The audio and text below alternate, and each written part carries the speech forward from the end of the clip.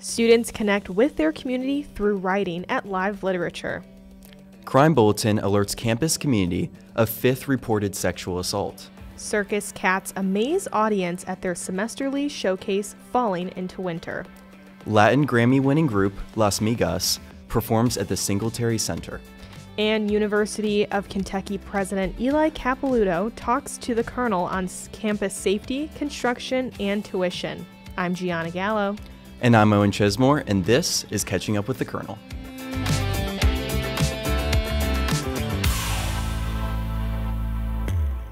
On November 13th, the University of Kentucky Sigma Tau Delta English Honor Society chapter and the Graphite Creating Writing Association hosted live literature. This is hosted once a semester, allowing students multiple chances to take part in and attend this wonderful event. CJ Jones, the co-president of the Graphite Creating Writing Association, said being able to perform pieces in front of an audience was valuable as a writer. He quoted, "Reading it aloud, it's such an insane experience compared to this thing that you have in your head," said Jones. If you were participating in live literature, what is one piece that you might recite or you might come up with? You are an English major. I feel like this is right up your alley, Owen. No, it is. And I've actually taken some creative writing classes here. So I feel like it's a really fun opportunity for students to not just write their work, but have an opportunity to share it, which I feel like some schools don't have. So I would probably take some short stories that I've written and do that. And I feel like that'd be really fun. A little bit scary, but also really fun. Yeah, I mean, it's definitely intimidating presenting in front of a group of people, but I feel like this is a great event that, again, English majors or creative writing majors could display their work and share stories that they've written, or even poetry. People that are really into that get to share some poems that they come up with. I dabbled in high school writing poetry, but I would be too scared That's fair. Recite it. It's such a nerve-wracking thing. But again, props to these people to go on stage or present in front of people with their work. The University of Kentucky Police Department released a crime bulletin detailing on-campus sexual assault reported on November 13th. According to the crime bulletin, the assault occurred when the victim was walking near the intersection of Rose Street and Euclid Avenue during the, quote, overnight hours of November 10th. The suspect was unknown to the victim and has been identified by the police, according to the crime bulletin. The investigation is still ongoing. This is the 5th sexual assault crime bulletin sent to the campus community since the semester began in August of this year. UKPD encouraged the community to avoid traveling alone at night, establish affirmative consent before engaging in sexual activities, request a free Safe Cats student safety escort, and request Wildcat vouchers. What is your reaction to this crime bulletin? Again, Owen, I feel like we're beating a dead horse at this point. I have ranted on this podcast multiple times, and it's just a shame at this point that our university isn't stepping up, isn't notifying us when stuff like this happens at a more hourly time. Why it's taking 3 days for each crime bulletin to be released, I don't know. I don't know if they're getting their facts right. I don't know. I would love to know that process of why is it taking 3 days? Why does this keep happening? And now we're investing $18 to $20 million in safety initiatives that are not working. It is proven to not work because stuff like this still happens. What about you? I agree. I mean, each time the details can slightly change, like where it happens. Is it in a dorm? Is it outside of a dorm? Is the suspect known to the victim? Are they not? So each time it doesn't matter the circumstance.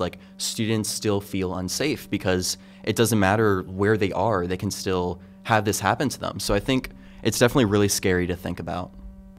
The University of Kentucky's Circus Club, Circus Cats, highlighted their skills they've been working on at their semesterly showcase titled Falling into Winter.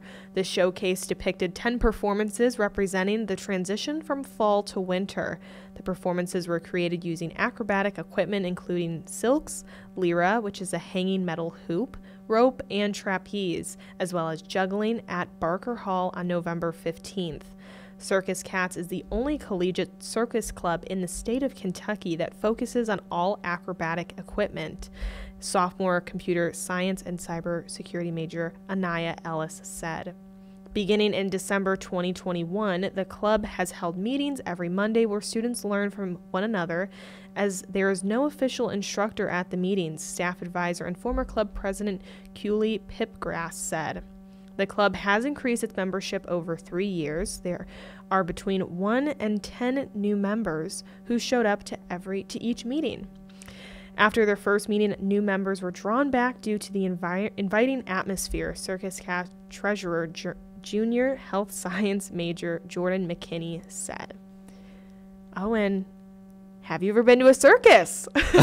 Unfortunately, I haven't been. It sounds like a really fun experience. I mean, I love like the artistic like ideas that they went with, like depicting 10 performances for like a transition between seasons. I feel like that's really cool, but also I've never been. Have you? Yes. Oh my gosh, yes. That was my childhood. We went to the Ringling Brothers, and I don't think Barnum and Bailey still existed, but it was definitely, there was 2 circuses that kind of came to town every so often, and of course my family went, and I was scared of the clowns, but I was obsessed with like trapeze artists and lyra people who like did the metal hoop.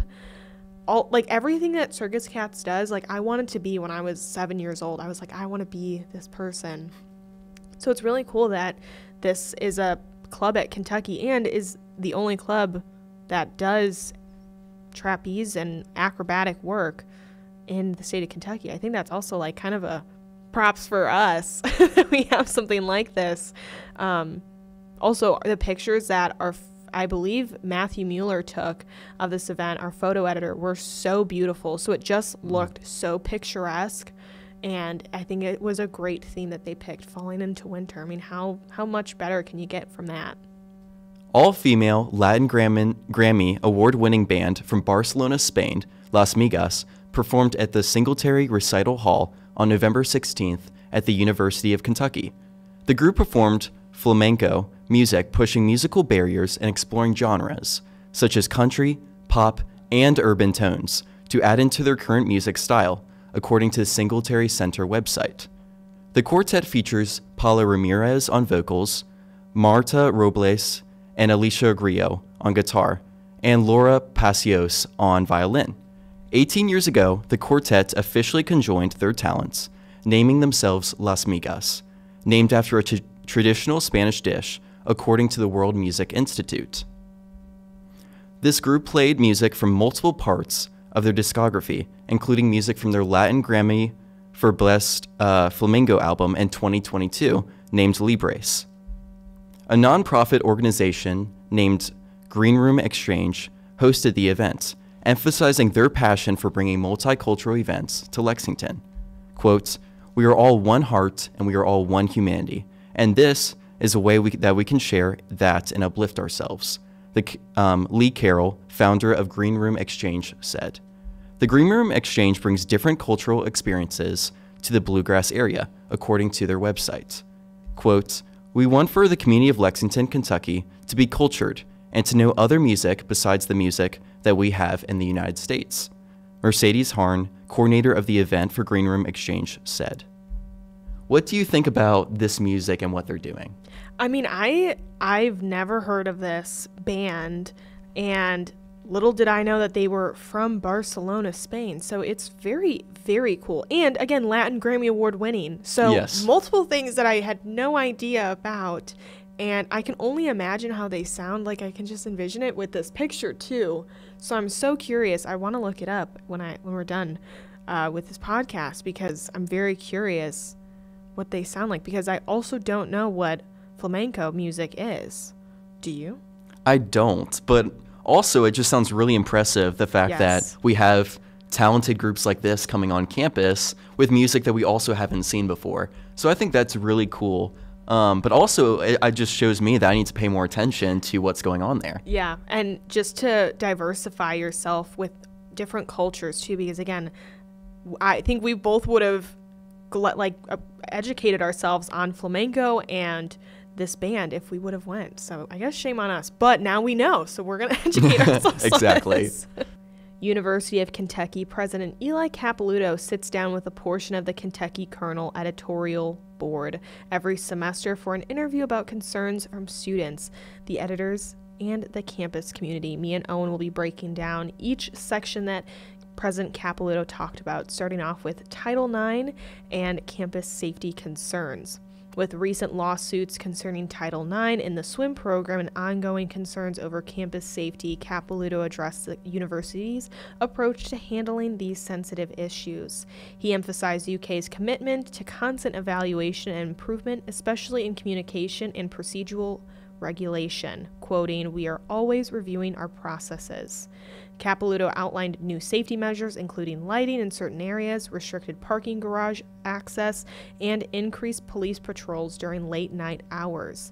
Capilouto acknowledged that some areas near campus fall under Lexington's jurisdiction, requiring collaboration with local law enforcement. UK spokesperson Jay Blanton said in a follow-up that this semester UKPD has partnered with Allied Universal. This professional campus security team works with other regional universities and large organizations nationwide. A crime bulletin regarding sexual assault was sent out to students after this partnership with Allied Universal. Since this interview, there has been a fifth crime bulletin sent out, which we addressed earlier in the podcast, regarding sexual assault. According to Blanton, security officers conduct community rounds in residence halls and at the William T. Young Library on Thursday, Friday, and Saturday evenings. UK police created a special victims unit in 2020, according to Blanton. He said the unit includes a department with a victim advocate and a detective to help victims navigate the criminal justice system and to, quote, help remove barriers that survivors of any interpersonal or dating violence face when reporting incidents such as these.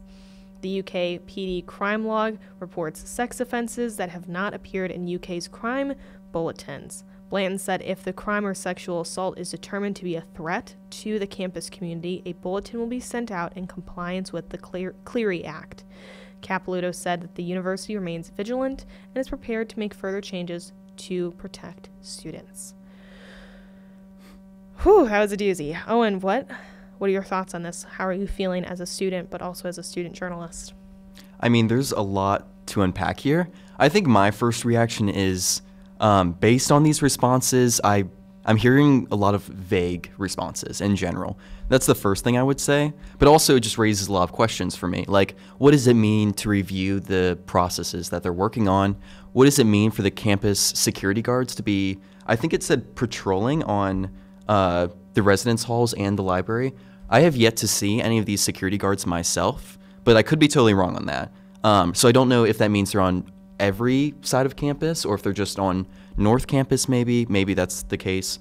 But it raises a lot of questions for me. What about you? I completely agree. Again, maybe it's just because I prefer having details versus vagueness, but I agree. Like, are these security guards just on the central and south side of campus?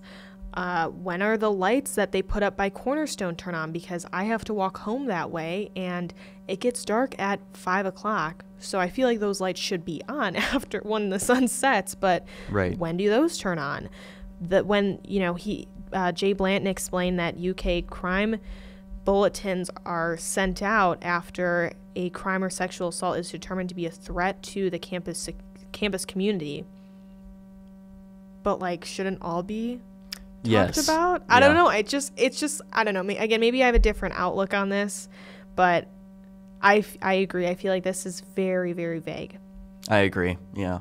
And of course, another very important thing that we discussed was the ongoing campus construction and infrastructure updates. And Capilouto addressed that in this interview. So Capilouto provided updates on several major campus construction projects aimed at enhancing both student experience and academic resources. Capilouto said that the university is constructing a new dorm and a health education building that will offer opportunities for interdisciplinary teaching and training.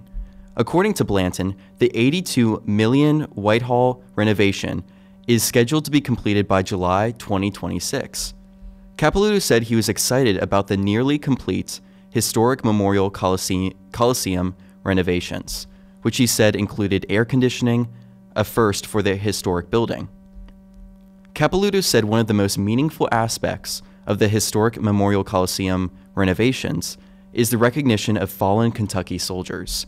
The names of 12,127 Kentuckians who died in World War II and subsequent conflicts will be inscribed on large outdoor tablets, creating a space for reverence. Quote, "I hope that those who visit campus see this as a reminder for the sacrifices made for freedom and democracy," Capilouto said. Well, first of all, what do you think about this? Because there's a lot to appreciate, especially with the memorial that recognizes fallen soldiers. Yeah, I first want to highlight, again, I think we should highlight the Historic Memorial Coliseum. I just went through this weekend, but I also covered with another broadcaster the opening volleyball game, and it's beautiful inside. It's so nice. I would have loved to see like the before of it so I could really appreciate it more of like, wow, look how beautiful this looks now. I love the fact that UK does keep the old buildings and just refurbishes the inside. I think that's such a meaningful part of our campus, is because we're keeping our past but also just adding to the future. And I'm so curious to see what the tablets outside look like, because we see just, the figure of them, but to see the engraving or what they look like, I think will be so meaningful. But there is so much construction happening on this campus, and it's unbelievable this year. Like, I feel like our freshman and sophomore year was cute. Like, oh, they're doing Rose Street Garden and they're doing the cement for Alumni Commons. This is fine. This is cute. We'll deal with it. But now it's everywhere you go. Like, there is no non-construction zone on this campus. Right when you think you're done, just kidding, there's another construction site. And half of the projects I don't even know about. Like Scoville Hall on Limestone, right by the hub. I didn't even know that I don't know what that building was. I don't know what they're doing. It looks like the building's being like torn down, yes, essentially. Yes. Pence Hall for the College of Communication and Information is being redone. Whitehall, the main lecture hall on campus, is shut down, which has caused so many issues. But what do you think? Yeah, I agree. I feel like my morning walks to classes have just been filled by like, oh, there's another construction thing, and there's another one. And it doesn't necessarily make it a very like appealing thing to walk through. And I agree. I used to think, oh, like the worst thing is like I have to like change my walking route because like this thing is under construction. But this year it feels like it's more of an eyesore. Like, it doesn't necessarily block my path for anything, but like everywhere I look, I see construction. I agree. And now I feel like my walk is being inconvenienced. It's already a large campus, which that's what we signed up for. So I'm not going to complain about, oh, it's a 25-minute walk. That's fine. But now it's a 30 to 35-minute walk because I have to dodge all of these. And every single day it's a different path, because I remember I was walking to class one day and the main walkway from Whitehall, I can't remember the building next to it, but it's a very small path, and they blocked that off. They gated that off. So between Whitehall and Lucille, the small library? No. So you're going past Whitehall in that little like greenery, and now there's like it's like a little pole construction. I don't know what they're doing there either, but I don't know the name of the building. It's not Miller Hall. It could be, but that's the only name coming to mind. But again, it's just a very small pathway right by POT. Like you're getting to POT. Yes. Blocked it off, fenced it off. And I was like, well, now I have to take a detour, which again, granted, it's 5 minutes, but it's 5 minutes now I'm late to class because it's already a 15-minute transition. And I'm like speed walking my best. And I don't know. I'm very glad that money is being put in this campus. I think juniors and seniors have a different opinion of this than freshmen and sophomores because they'll be able to see the changes. Will we be able to see Pence? I don't know. We definitely won't see Whitehall, which is like sad to say because that's where all of our main lectures were held. Right. But again, freshmen and sophomore are very excited to see this and to see the new building and to utilize it. So I'm very happy for them. But I'm like, oh, I'm never going to have a class in Whitehall again. That's kind of sad. I agree, especially when there's $82 million being invested into Whitehall. I'm like, that sounds like something I would want to experience with that much money. Yep. But yeah. Hey, I experienced the $9 million of Alumni Commons, the nice cement and lights, Yep. swings. So Even better. Even better. Continuing on with this interview, Capilouto touched on tuition and financial aid. Tuition and affordability continue to be a primary concern for students since they have been record-breaking enrollment numbers in previous years. UK approved a 2.2% increase in tuition for the 2024-2025 academic year, according to Jay Blanton. Blanton said the fall 2024 semester total of in-state tuition and fees was $6,751, with the previous year's total being $6,606 in fall 2023. Capilouto said, while there has been a rise in tuition, the increases have been modest, averaging around 2% below the national inflation rate. UK has also focused on expanding financial aid through programs like UK Leads, which offers targeted support for low-income students. Capilouto said that UK's dedication to affordability and accessibility is visible in its student body. More than 25% of UK students are first generation, and a similar percentage come from families with incomes around $26,000. According to Blanton, quote, the University of Kentucky will invest a record $175 million of undesignated general funds in scholarships and financial aid for the 2024-25 school year. The $175 million represents about a 6% increase in student financial aid, according to Blanton. Quote, we're committed to keeping our doors open and supporting all students, he said.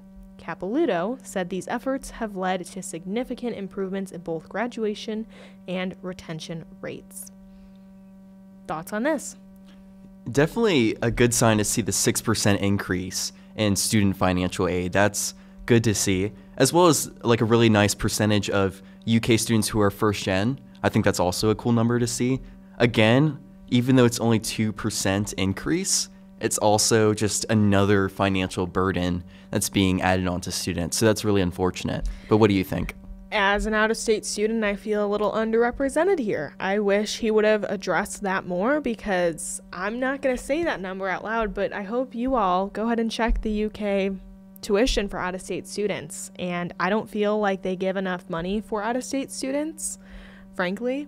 I know the scholarship I'm on, it's very nice, but it could be, I think I wish it was a little bit more, of course, just a little bit more. And I understand out-of-state tuition, you're asking for a pricier tuition, but I don't know. It's just like, I feel like colleges want to have more well-rounded, we're picking from, look at all the students from all over the U.S. or even possibly the country, but it's very like, I feel like Kentucky is, if you're Kentucky, we help you. If you're not, figure it out.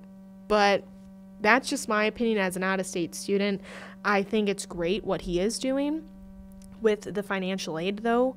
Will it be applicable to out-of-state students? I don't know. I think right now I'm getting the overall theme of vagueness. Very, very vague, which I know he wouldn't talk much, but I don't know.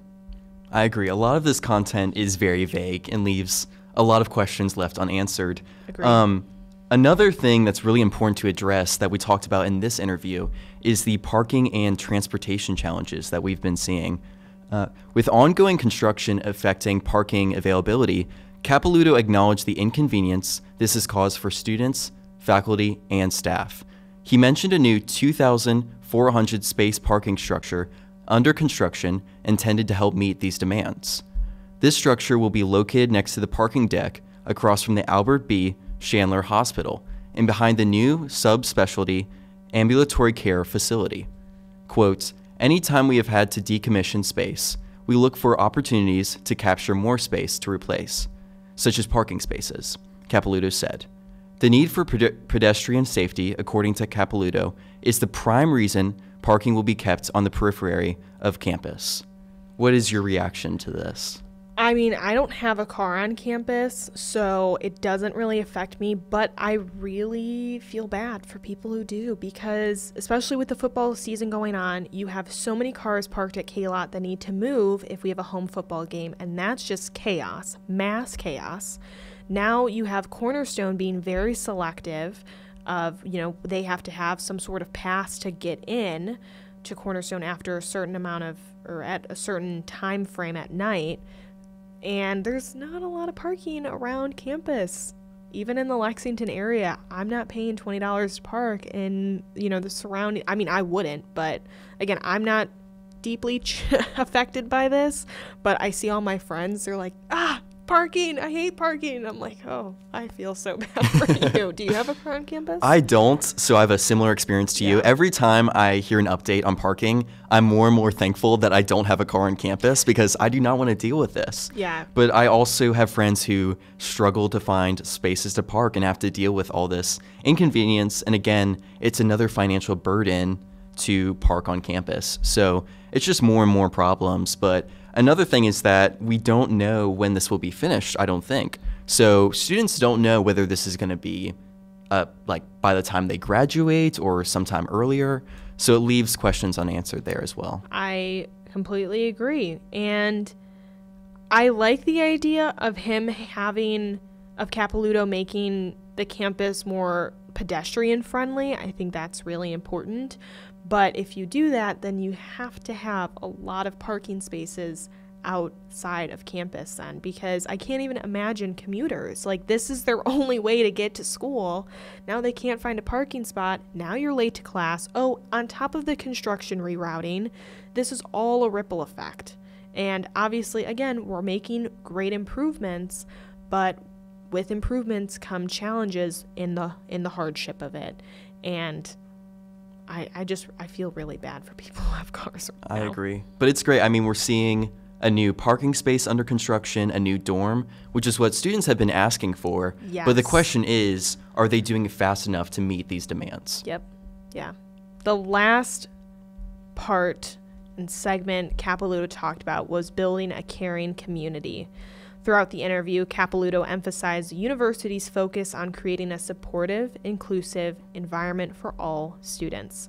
Quote, "Our campus is a community where everyone should feel they belong," he said. He mentioned the upcoming December commencement ceremony with over 9,000 students that will graduate.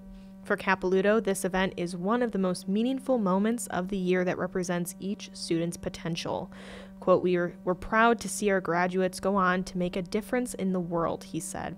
As UK continues to grow and evolve, Capilouto said his vision remains focused on fostering community, providing high-quality education, and ensuring that each student feels valued and supported. Quote, "Every day I see examples that we do care, faculty, staff, students, and advisors. It's a community that we say we want everyone to feel that they belong," Capilouto said. Kind of ending on a better note than the rest of the topics. How are you feeling about this one, Owen? I appreciate the messaging, although I feel like a lot of students, with the changes we've been seeing recently, are going to have some problems or questions for what he's saying, whether or not the policies that are being put in place actually reflect what he's saying.